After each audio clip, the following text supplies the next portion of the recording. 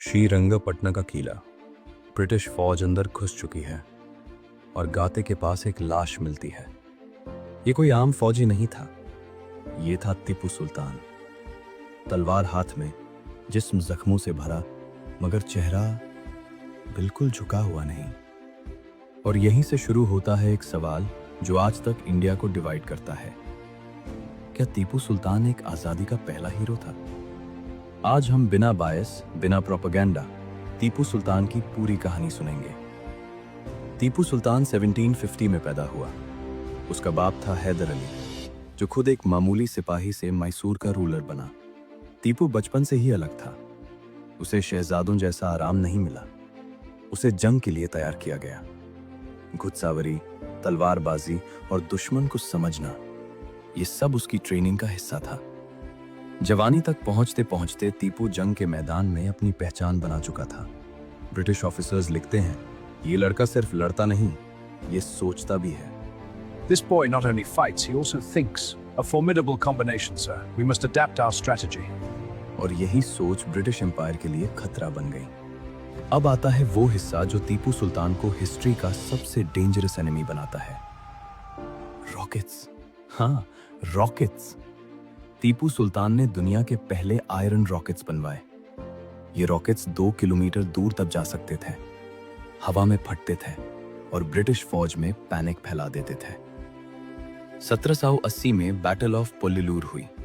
British army को इतनी बुरी तरह हराया गया कि लंदन तक खौफ फैल गया। ब्रिटिश सिपाही लिखते हैं, आसमान से आग बरस रही थी।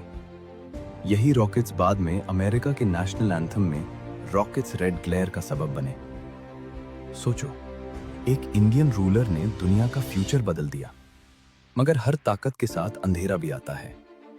टीपू सुल्तान ने ब्रिटिश के खिलाफ 4 एंग्लो मैसूर वॉर्स लड़ी। कभी जीता, कभी हारा। फ्रेंच से दोस्ती की, ब्रिटिश को इंडिया से निकलने का ख्वाब देखा। 1792 में एक ऐसा वाकया हुआ जिसने टीपू सुल्तान को अंदर से तोड़ दिया। ब्रिटिश ने उसके 2 छोटे बेटों को हॉस्टेज बना लिया। सोचो, एक बाप, एक बादशाह अपने बच्चों को दुश्मन के हवाले करता हुआ। इस दिन के बाद लोग कहते हैं टीपू बदल गया। ज्यादा सख्त, ज्यादा शकी, ज्यादा इंटॉलरेंट। मंदिर और चर्चेस तोड़ने के इल्जाम लगे। सवाल ये नहीं कि ये हुआ या नहीं, सवाल ये है क्यों हुआ। इसी सवाल पर आज भी इंडिया डिवाइडेड है। मगर कहानी यहीं खत्म नहीं होती। अब एक शॉकिंग ट्विस्ट। जब मराठास ने श्रृंगेरी मठ को लूटा तो मदद किसने भेजी? टीपू सुल्तान ने। उसने पैसे भेजे, मंदिर को दोबारा बनवाया, रिस्पेक्ट के साथ लेटर्स लिखे। उसने हिंदू टेम्पल्स को डोनेशंस भी दिए। अब सोचो, एक ही शख्स कहीं मंदिर बचाता है और कहीं मंदिर तोड़ता है। ये कॉन्ट्रडिक्शन ही टीपू सुल्तान को समझना मुश्किल बनाता है। लंदन के म्यूजियम में आज भी एक अजीब चीज रखी है, टीपूज टाइगर। एक मैकेनिकल टॉय जिसमें एक टाइगर ब्रिटिश सोल्जर को मार रहा है। अंदर से चीखने की आवाज निकलती है। टीपू को टाइगर पसंद था। कॉइन्स पर, तख्त पर, कपड़ों पर टाइगर उसके लिए पावर का सिंबल था। 1799 ब्रिटिश ने श्रीरंगपट्टनम पर फाइनल हमला किया। टीपू सुल्तान के पास भागने का मौका था, मगर उसने मना कर दिया।